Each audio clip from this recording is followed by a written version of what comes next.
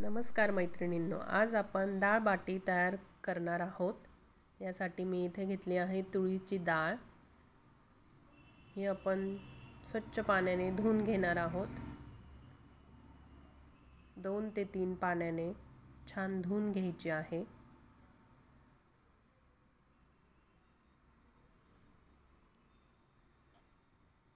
आपली डाळ छान धुवून झालेली आहे। त्यात आपण डाळ शिजण्यासाठी पाणी घालून घेऊया।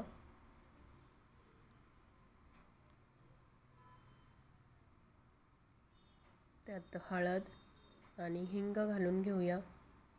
हिंगामुळे डाळ छान शिजते। यानंतर कुकरचं झाकण लावून डाळ शिजायला ठेवून देऊया।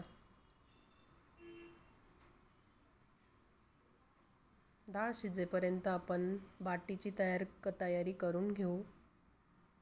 यात 2 चमचे रवा टाकून घेऊ।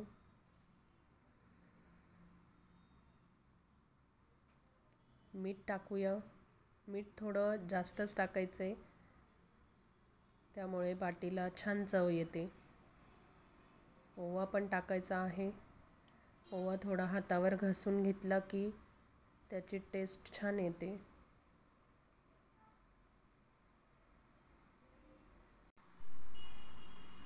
यानंतर आपण हे पीठ छान मळून घेऊ।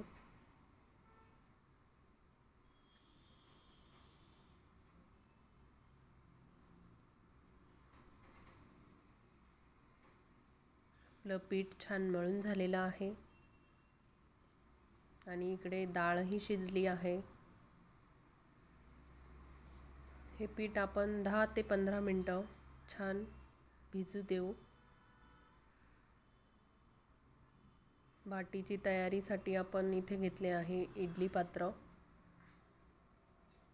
त्यात खाली पाणी टाकून लिंबू टाकून इडली पात्र ठेवूया। छान तेल लावून घेऊया सगळीकडून।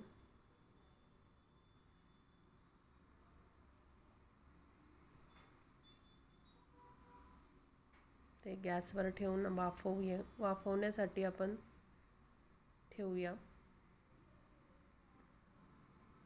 पीठ छान भिजलेलं आहे। त्याचे आपण मध्यम आकाराचे गोळे करून घेऊया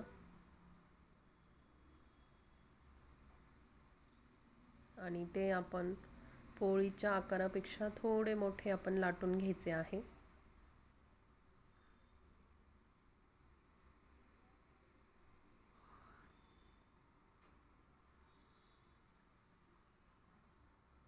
मध्ये छान तेल लावून घ्यायचे सगळीकडून।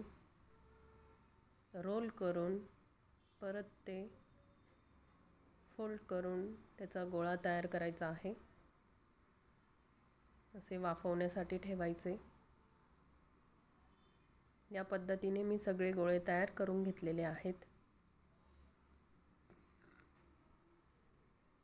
झाकून ठेवून 15 ते 20 मिनिटं आपण ते गोळे वाफवून घ्यायचे आहे। इथे मी आमसूल आणि गुळाचं पाणी तयार करून घेतलेलं आहे। डाळ आपली छान शिजलेली आहे। डाळीत हवं तसं पाणी टाकून घ्यायचे। पाणी थोडे जास्तच राहू द्या, कारण डाळ थंड होते तशी ती घट्ट होत जाते। आमसूल आणि गुळाचं पाणी पण आपण यात टाकून घेऊया।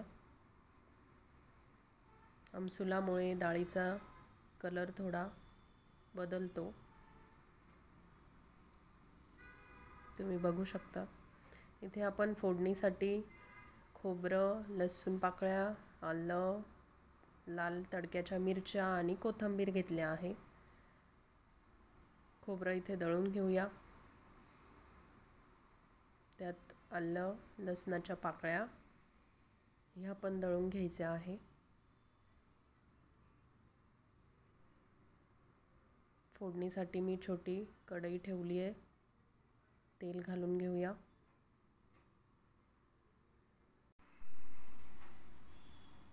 तेल छान तापलं आहे।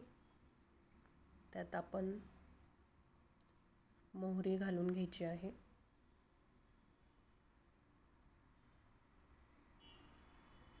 यानंतर जिरे घालूया,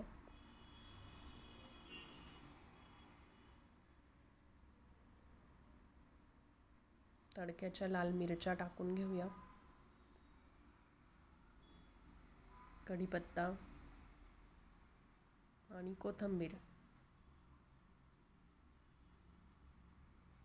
आणि वाटलेलं मिश्रण फोडणीत घालूया.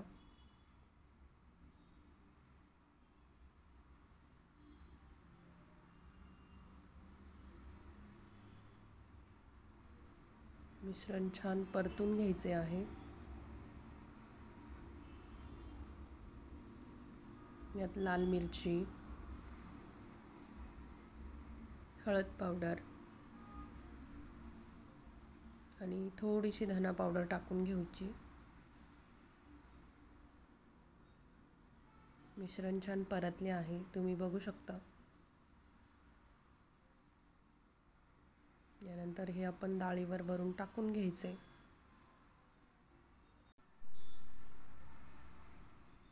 हे डाळीत छान मिक्स करून घ्यायचे.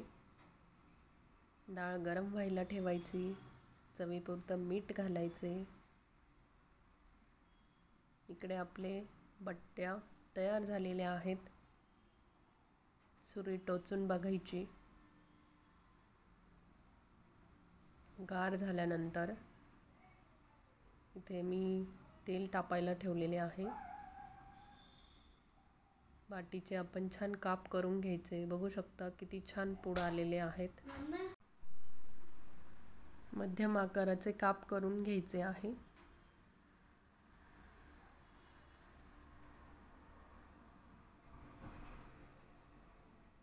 इकडे आपलं तेल पण तापलेलं आहे. बाटी आपण छान तळून घेणार आहोत.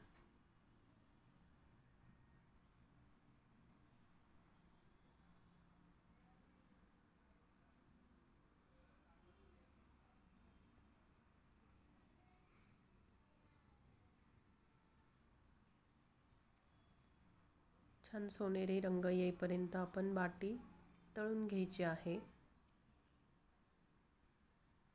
तुम्ही बघू शकता बाटी तळून तयार आहे.